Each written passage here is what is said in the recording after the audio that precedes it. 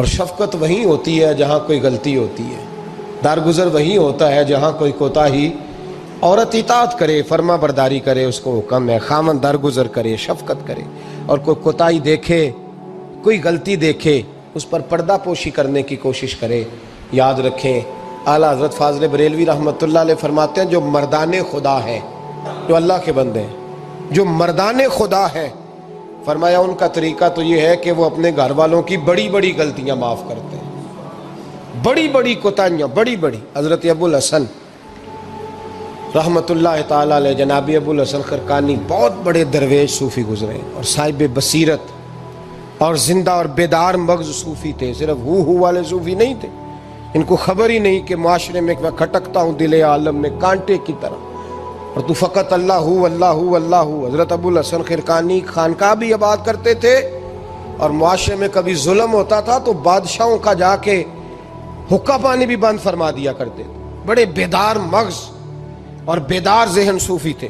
حضرت باجید بستامی رحمۃ اللہ علیہ کے سجادہ تھے، اور محمود غزنوی آپ کا مرید تھا۔ اب بہت صاحب بصیرت بادشاہ ہوا ہے، وہ آپ کا خدمت گزار تو حاضر ہوتا تھا۔ محمود غزنوی کہتے ہیں جب میں پہلے دن گیا تو بابا جی مجھے اٹھ کے نہیں ملے، بیٹھے بیٹھے سلام کیا، واپس آنے لگا تو مجھے چھوڑنے آئے میری سواری تک، تو میں نے کہا حضرت جی جب آیا تھا تو پوچھا بھی نہیں اور اب چھوڑنے آ گئے؟ تو فرمانے لگے جب تو آیا تھا تیرے اندر تکبر تھا، تو کہتا تھا مولوی بادشاہوں کو اٹھ اٹھ کے ملتے ہیں اس لیے نہیں ملا، اور اب تو سوچ رہا ہے کہ نہیں سارے مولوی ایک طرح کے نہیں ہوتے، اس لیے میں تیری عزت دینا تیرے لیے ضروری سمجھا ہے، اس لیے تجھے چھوڑنے آیا ہوں۔ حضرت ابو الحسن بڑے صاحب بصیرت آدمی۔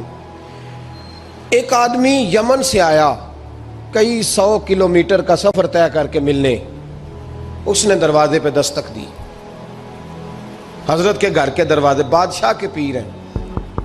اندر سے بی بی صاحبہ بولی کون ہے دروازے پہ؟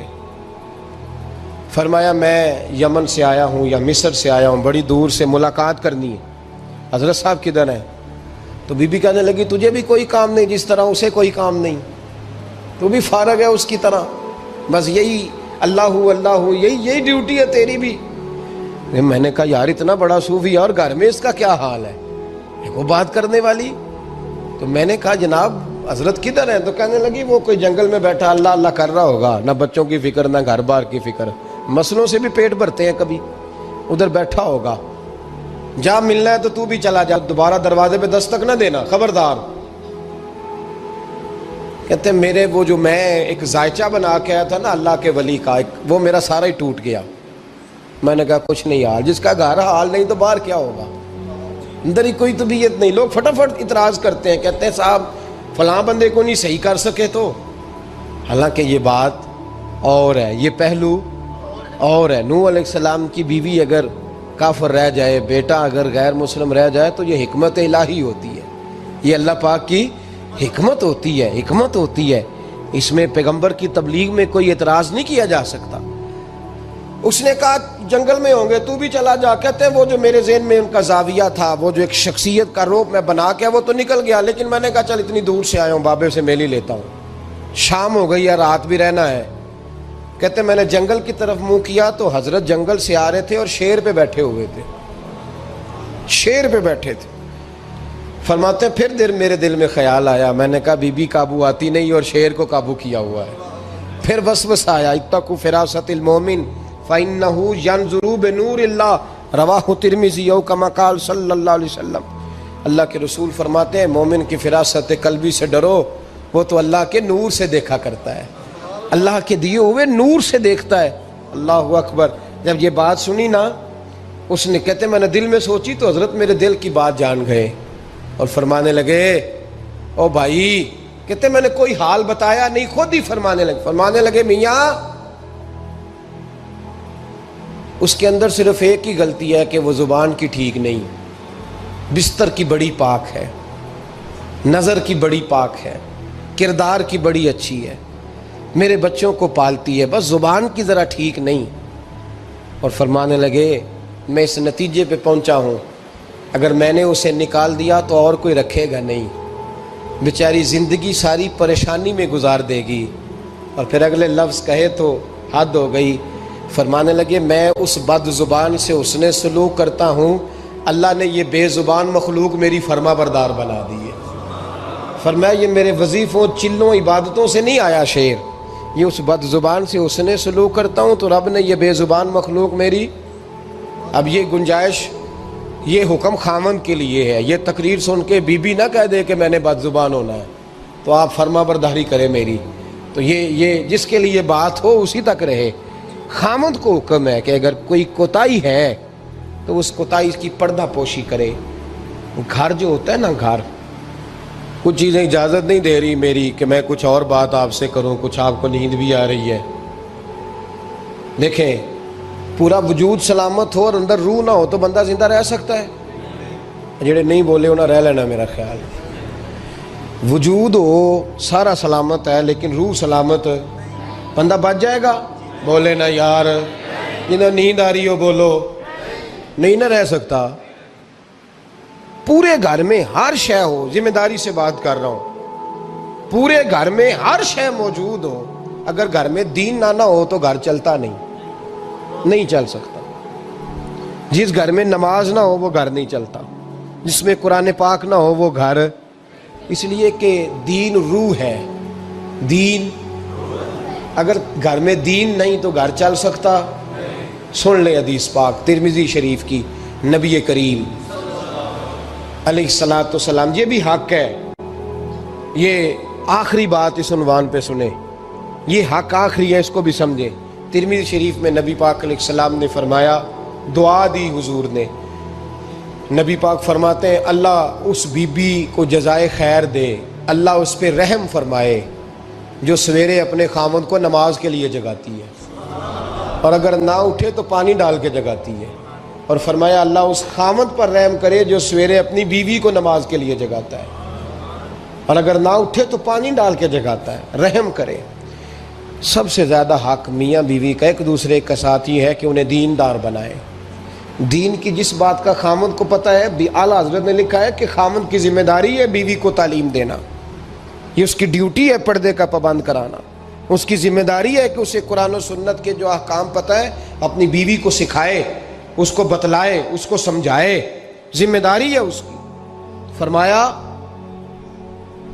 اللہ اس پہ رحم کرے، ذمہ داری ہے، ایک دوسرے کو مذہب سے آشنا کریں، پیار کے ساتھ محبت کے ساتھ قائل کریں۔ خامند بڑی باتوں میں روٹھ جاتا ہے، اگر کبھی اس بات پہ بھی روٹھ جائے کہ آج نہیں روٹی کھانی تیرے ہاتھ کی، انہیں نماز ہی نہیں پڑھی تو آج نہیں میں نے تیرے ساتھ کوئی بات کرنی اس لیے کہ تیری آواز گلی میں نے سنائی دی ہے مجھے، تو خامند کو چاہیے کہ اسے دینداری سکھائے۔ عورت کو بھی چاہیے کہ وہ کہے صاحب تھوڑی روٹی کھا لینی ہے لیکن مہربانی کریں حلال رزق لے کے آئے، مجھے زیادہ کپڑوں کی ضرورت نہیں، میں پرانے پہ گزارا کر لوں گی لیکن میرے بچوں کے حلق سے ہرا نہیں گزرنا چاہیے کہ دینداری ایک دوسرے کو سکھائیں، ایک دوسرے کو۔ حضرت سلطان باہو کا نام تو سنا ہوگا آپ حضرات نے، الحمدللہ کافی لوگوں نے سنا ہوگا۔ حضرت سلطان باہو رحمۃ اللہ علیہ کے جو والد تھے ان کا نام تھا حضرت بازید، جاگیردار تھے، دنیا دار تھے، بہت بڑے مالدار تھے۔ فرماتے ہیں مذہب کی طرف میرا رجحان نہیں تھا، چوتھی شادی کی بی بی راستی کے ساتھ۔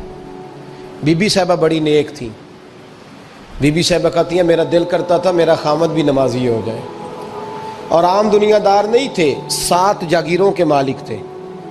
بڑا مشکل ہوتا ہے، پیران نظام کے آستانوں پہ غریب لوگ رہ گئے ہیں، جڑا 4 جماعتاں پڑھ جائے یا پیسے آ جائیں انہوں نے تو کسی پیر دی لوڑ ہی کوئی نہیں، اور اگر بندہ مالدار ہو تو کئی پیر ہوتے آپ مرید ہوندے نے، وہ کہتے ہیں مینوں آپ کنے پیر سلوٹ کر دیں۔ ایک صاحب نے میری ایک دفعہ افطاری کی تو کہنے لگے آپ کی افطاری ہے، اس جگہ ایک اجتماع سے میں نے بیان بھی کرنا تھا تو واپسی پہ ان کے ہاں انہوں نے مجھے فوٹویں دکھانی شروع کر دی۔ اب یہ بھی ایک مسئلہ ہے نا، کیا کہتے ہیں اس کو، سیلفی؟ جی ہاں، بڑے بڑے سیانے بندے ساری دیہڑی یہی کام کرتے رہتے اور کم ہی کوئی نہیں سرے، تو وہ مجھے تصویریں دکھانے لگے، اے پیر صاحب دی بھی میں دعوت کیتی، اے پیر صاحب دی بھی میں دعوت کیتی، اے پیر صاحب دی بھی میں دعوت کیتی، اے پیر صاحب دی بھی میں دعوت، ان 14-15 پیر مجھے گنوا دیے۔ تو کھانے تو بعد مینوں کہنے لگے کہ تسی دوبارہ کدو آؤ گے؟ میں کہا جدو تسی 200 بندے نو میرا بھی نام دس لو گے ادو آ جاؤں گے۔ اب مالدار آدمی ہے نا، تو اب بعد میں مجھے ایک دو دفعہ انہوں نے فون کیا، میں کیا وہ بڑے بڑے پیراں دی اس لسٹ میں اپنا نام نہیں شامل کرانا چاہتا، میں نے تو نہ چھوٹے چھوٹے جی رہن دے بھائی، ہم بچتے ہیں اس کام سے، بچتے ہیں ایسے آدمی سے۔ وہ کسی درویش نے کہا تھا جس کی ہر بات میں پوشیدہ ہو نشتر کی چبھن، ایسے ہر صاحب احسان سے ڈر لگتا ہے، بچنا چاہیے۔ تو مالداروں کے تو آپ بڑے مرید ہوتے ہیں، کئی پیر حاضریاں دیتے پھرتے ہیں، کئی مولوی دست نگر ہوتے ہیں، معاذ اللہ، اللہ خودداری اور عزت نفس عطا کرے، آمین تو کہہ دیجئے، دینداری کی اللہ توفیق عطا فرمائے۔ تو بہت بڑے جاگیردار تھے حضرت سلطان باؤ رحمۃ اللہ علیہ کے والد۔ بی بی شیبہ کہتی ہے نمازی بنانا تھا خاوند کو۔ کس کو؟ کس نے؟ بولے، کس نے نمازی بنانا ہے؟ اور بیوی کو کس نے بنانا ہے؟ پکی گل نے نہیں؟ میں کونسلر صاحب نوں میں کہا ماشاءاللہ جیت گئے ہو؟ کہندے ہاں جی۔ میں کہندے جی کوئی حکم ہوئے تو میں دسو۔ میں کہ حکم ہے کہ تسی اپنے ہلکے دے بندیاں دی ڈیوٹی لانی، کیڑا کیڑا نماز حاضری لانی ہے، کیڑا کیڑا نماز پڑھنا ہوندا ہے تے کیڑا کیڑا نہیں ہوندا۔ کہنے لگے بڑے سیانے نکلے ہو، پہلا مینوں ہی وسیتے واڑ چھڑیا جی، میں جاؤں گا تے دوجیاں دی حاضری لاں گا نا۔ تو خاوند نمازی بنائے گا بیوی کو تو اس سے پہلے خود بنے گا تو بنائے گا نا جی۔ جی تو اگر خاوند کہہ دے تو پڑھیا کر، میرے پیچھے نہ لگی، تو کتنی جنی کو تو پڑھنی اونی میں پڑھنی ہے نا۔ تو میں آج میں ایک دوست کو کہہ رہا تھا، میں کہہ رہا تھا بچے وہ کام نہیں کرتے جو آپ کہتے ہیں، اور میں نے جمعے میں بھی کہا تھا بچے وہ کرتے ہیں جو ہمارا عمل دیکھ کے بچے چلتے ہیں، صرف بات پہ عمل نہیں کرتے۔ بی بی راستی کہتی ہے میں نے ٹھان لی کہ میں نے اس جگیردار کو، وڈیرے کو، اس موٹے بڑے چودھری کو میں نے نمازی بنانا اور بنا کے دکھانا ہے نمازی۔ بی بی صاحبہ کہتی ہیں کہ وہ جس خاتون کی بھی باری ہوتی تھی، 4 بیویاں ہوتی تھیں، وہ اس کا حق ادا کرتے تو بعد میں اپنی خوابگاہ میں جا کے آرام کرتے۔ ان کا جو خادم تھا ملازم، وہ رات کو دودھ کا پیالہ انہیں دینے جاتا تھا، سونے سے پہلے ان کے پاس دودھ کا پیالہ پہنچتا تھا۔ تو بی بی صاحبہ کہتی ہیں میں نے رات کو ملازم سے کہا دودھ دینے تو نہیں جائے گا، میں جاؤں گی۔ کہ میں آدھی رات کو دودھ کا پیالہ لے کے حاضر ہوئی۔ تو کیسے آئی؟ میں نے کہا بی بی ہوں، آ گئی ہوں، تو اب مہربانی کریں۔ میں نے کہا اگر اجازت دیں تو آپ کے پیر نہ دبا دوں؟ چل دبا دے۔ بی بی کہتی ہیں پیر دباتے دباتے میں نے کہا اگر اجازت دیں تو صبح نماز کے لیے جگا دوں؟ یہ نماز کی تبلیغ ہو رہی ہے۔ تو بابا جی پتہ کیا کہتے ہیں حضرت بازید؟ کہنے لگے تو مجھے جانتی نہیں، خبردار مجھے تبلیغ کرنے کی کوشش کی، اس گھر میں رہنا ہے تو سانس اونچا نہ لینا، پتہ ہے تو کس کے ساتھ بھی آئی، خبردار۔ کہتے میں چپ کر کے آ گئی۔ اگلے دن پھر دودھ لے کے پہنچ گئی تو انہوں نے آنکھ کھول کے دیکھا میری طرف، پھر آ گئی ہے۔ میں نے کہا اب میرے خاوند ہیں، میرے سر کے تاج ہیں، پیر دبا دوں؟ کہ دبا دو۔ کہتے ہیں میں نے 10 منٹ پیر دبائے تو میں نے کہا اگر جان کی امان پاؤں تو فجر میں جگا دوں؟ میں نے جلال فرمایا۔ کہنے لگے تجھے کہا تھا نا کہ مجھے کسی کا مشورہ قبول نہیں، تو کون ہوتی ہے مجھے بات کرنے والی، چل دوڑ جا۔ بی بی صاحبہ کہتی ہیں میں 10 دن جاتی رہی۔ کتنے دن؟ انہوں نے سختی بھی کی، برا بھلا بھی کہا، اور کئی دن یہ بھی کہا کہ کل آئی تو پھر یاد رکھنا۔ کہتی ہیں 10ویں دن میں گئی تو حضرت بازید کہتے ہیں میرے دل میں خیال آیا یہ جان چھوڑنے والی نہیں، یہ باز نہیں آئے گی، اور چلو ہے بھی تو میری بیوی، غلط بات بھی کوئی نہیں کر رہی، کہہ بھی نماز کر رہی ہے۔ کہنے لگے اگر میں سویرے اٹھ جاؤں تو پھر دوبارہ تو نہیں آئے گی، تو دوبارہ تو نہیں آئے گی۔ یہ دیکھیں میاں بیوی کا آپس میں رشتہ، سویرے اگر میں اٹھ جاؤں نماز کے لیے تیرے کہنے پہ تو میری جان چھوڑ دے گی تو؟ بی بی صاحبہ کہنے لگی میں دوبارہ نہیں آؤں گی، آپ مہربانی کریں سویرے اٹھ جائیں۔ کہنے لگے چل تو میری بیوی ہے، ایک بار مان لیتا ہوں تیری بات، سویرے جگا دینا۔ بی بی راستی کہتی ہے میں پہلے سو کے اٹھا کرتی تھی، وہ رات میں سوئی نہیں، کہتی میں ساری رات رو کے گزار دی، ساری رات، اور بیدار رہ کے گزار دی۔ سویرے فجر کے وقت پانی گرم کیا، بغل میں مصلی لیا، خامد کو بیدار کیا، وضو کرایا، اور کہتی ہیں جب وہ اللہ اکبر کہہ کے سنتوں کی نیت باندھی تو میرے اس طرح آنسو گرے جیسے سیلاب آتا ہے اور دریا کا بند ٹوٹتا ہے، اور میں نے رو کے کہا مولا میرے اختیار میں یہیں تک تھا، میں مصلی پہ کھڑا کر سکتی ہوں، میں دل تو نہیں نہ بدل سکتی، وہ تیرے قبضے میں ہے، مقلب القلوب ہے، فضل کار اس کا دل بدل دے۔ فرماتی ہیں میں روتی رہی، 2 رکعتیں پڑھ کے میری طرف دیکھا تو فرضوں کی نیت باندھ لی، اور 2 فرض پڑھ کے پھر میری طرف دیکھا، کہنے لگے خبردار سویرے جگانے آئی تو۔ میں نے کہا جی نہیں جگاتی۔ میری طرف دیکھ کے کہنے لگے تو نہیں جگائے گی آج کے بعد میں تجھے نماز کے لیے جگایا کروں گا، میں تجھے جگاؤں گا۔ آپ فرمانے لگی وہ نمازی بن گئے، میں پہلے ہی نمازی تھی۔ جب ان 2 نمازیوں کا ملاپ ہوا تو اللہ نے سلطان باہو جیسا بیٹا عطا فرمایا، سلطان باہو جیسا بیٹا عطا فرمایا۔ میرے بھائی، میاں بیوی ایک دوسرے کو دیندار بنائیں گے، ایک دوسرے کو نمازی بنائیں گے، وہ ایک دوسرے پہ، اور کس طرح کا؟ بڑا مشکل ہوتا ہے بیوی اپنے خاوند کی تعریف کرے، مشکل ہوتی ہے۔ اعلیٰ حضرت فاضل بریلوی رحمت اللہ تعالی علیہ کی زوجہ، ان کا طریقہ یہ تھا کہ وہ اتنی شناسہ ہو گئی تھی، اعلیٰ حضرت لکھتے تھے تو وہ واقف ہو گئی تھی، وہ کتاب کا اعلیٰ حضرت فرماتے تو وہی کتاب اٹھا کے زوجہ لاتی۔ اس زمانے میں قلم بنتے تھے اپنے ہاتھوں سے، لوگ چھری لے کے اس کے ساتھ قلم بنایا کرتے تھے، تو قلم بنا کے سیاہی رکھتی، کاغذ کئی دفعہ ڈانٹ دیتے، اعلیٰ حضرت کئی دفعہ ڈانٹ دیتے، لیکن اماں جی سنتی۔ وقت وصال آیا تو ایک دن فرمانے لگے حامد رضا کی ماں، تو نے ساری زندگی مانگا کچھ نہیں، تو نے میری بڑی نوکری کی، میرے دین کے کاموں میں سب سے بڑی مددگار تو تھی، چل کچھ چیز مانگ لے۔ جب دین کے رشتے ہوتے ہیں تو پھر معاملے بھی دینداری کے طے ہوتے ہیں، کچھ مانگ لے۔ بڑا کچھ مانگ لیتی ہیں نا بیویاں، بڑا کچھ۔ اعلیٰ حضرت کی زوجہ کیا کہتی ہیں میں نے آپ کو صبح و شام دیکھا ہے، میں نے آپ کے دکھ سکھ دیکھے، خوشی غمی میں آپ کا رویہ دیکھا ہے، میں نے آپ کو ہمیشہ دیندار اور پرہیزگار پایا ہے، اگر مجھے کچھ دینا ہے تو ہاتھ اٹھا کے میری بخشش کی دعا کر دیں، اور اگر صبح قیامت مجھے ضرورت پڑی تو میری سفارش کر دیں گے۔ اعلیٰ حضرت رو پڑے، یہ دینداری کے رشتے ہیں، رو پڑے۔ فرمانے لگے تیرے ساتھ وعدہ ہے، مصطفیٰ کریم صلی اللہ علیہ وسلم کے صدقے احمد رضا جب جنت میں جائیں گے تو تجھے ساتھ لے کے جنت میں جائیں گے، ساتھ لے کے جائیں گے۔ تو بھائی دینداری بنائیں، ہن لباس لکم وانتم لباس لہن، وہ تمہارا لباس ہے اور ان کا لباس ہو۔ رمضان شریف آ رہا ہے، ارادہ کر لیں کہ تراویحیں ساری جماعت کے ساتھ پڑھنی ہے، پڑھیں گے انشاءاللہ تعالی۔ نوجوانوں سے میری گزارش ہے، جوان بچوں سے، ضروری کوئی مذہبی چیز آپ نے دیکھنی ہو، سننی سنانی ہو تو ٹھیک ہے، ورنہ رمضان میں موبائل استعمال نہ کریں، مہربانی فرمائیں، ارادہ کریں۔ اگر کبھی مجبوری بن جائے نا تو ہسپتالوں میں بھی 2-2 گھنٹے بندے کو ایک ٹانگ پہ کھڑے ہونے پڑ جاتا ہے، پاسپورٹ کے دفتر لوگ کھڑے رہتے ہیں، شناختی کارڈ کے دفتر کھڑے رہتے ہیں۔ ارادہ کرو قرآن پاک سننے کا، اور مسجد میں حاضر ہو کے با جماعت 20 تراویحیں پوری پڑھو، اور عشاء سے پہلے آؤ، سنتیں ادا کر کے مسجد میں نماز پڑھو۔ روزہ کوئی شیطانی وسوسہ قریب نہ آنے دو، روزے رکھنے ہیں اور انشاءاللہ رکھنے ہیں، پورے رکھنے۔ مزدور آدمی جو مزدور ہے وہ کہتا ہے میں مزدور ہوں، میں کیسے رکھوں؟